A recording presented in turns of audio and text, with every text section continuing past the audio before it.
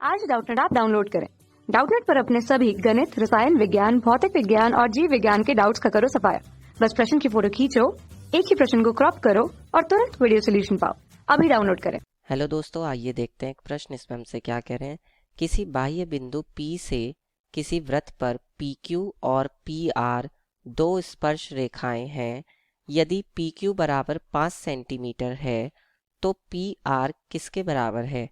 पहला विकल्प दिया आपको 2 सेंटीमीटर, दूसरा विकल्प दिया है 3 सेंटीमीटर, तीसरा विकल्प दिया है 4 सेंटीमीटर और चौथा विकल्प दिया है 5 सेंटीमीटर।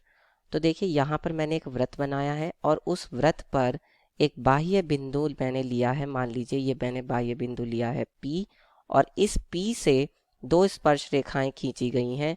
एक तो ये बिंदु है आपका Q, ठीक है, और एक ये बिंदु कौन सा है आपका यहाँ पे बिंदु R, ठीक है। तो इन दो बिंदुओं पर ये स्पर्श रेखाएं खींची गई हैं। अब अगर आप इन दोनों को मिला दें इस तरह से, देखिए तो ये यहाँ पर क्या बन जाएगा, ये यहाँ पर आपका बन जाएगा एक तरह से ये वृत्त की क्या होंगी, ये मान लीजिए O है बिंदु, तो ये भी वृत्त की त्रिज्या होगी, ये भी वृत्त की त्रिज्या होगी।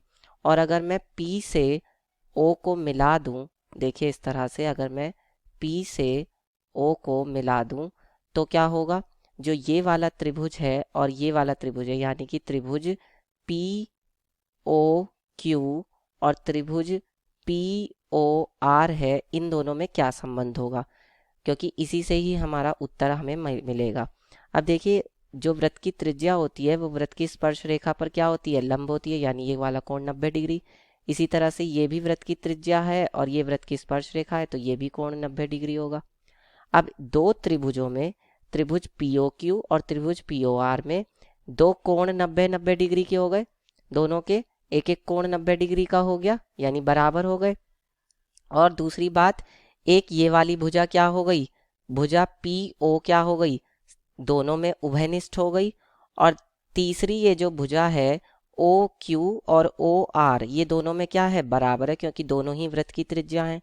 तो इसलिए ये दोनों त्रिभुज कैसे हो जाएंगे, ये दोनों त्रिभुज सर्वांगसम हो जाएंगे। कौन सी प्रमेय से, कौन सी कसौटी से सर्वांग समता की, भुजा कोण भुजा की कसौटी से, भुजा कोण भुजा की कसौटी से ये वाला त्रिभुज जो है वो इस त्रिभुज के क्या हो जाएगा, सर्वांगसम हो जाएगा। और जब दो त्रिभुज सर्वांगसम होते हैं तो उसके सभी कोण और सभी भुजाएं आपस में बराबर होती हैं।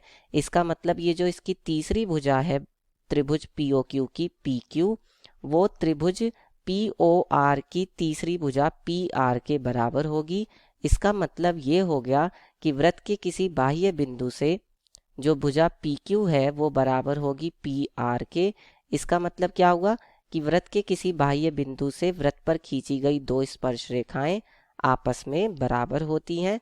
तो जब PQ की लंबाई 5 सेंटीमीटर दिया हुआ है तो PR भी कितना हो जाएगा, वो भी PQ के बराबर होगा और वो भी 5 सेंटीमीटर हो जाएगा। तो इसका मतलब हमारा ये जो चौथा विकल्प है ये सही होगा। कक्षा 6 से 12वीं से लेकर नीट, IIT, JEE वो एडवांस के लेवल तक 1 करोड़ से ज्यादा छात्रों का भरोसा। आज ही डाउनलोड करें डाउटनेट ऐप या व्हाट्सएप करें अपने सारे डाउट्स 8400 400 400 पर।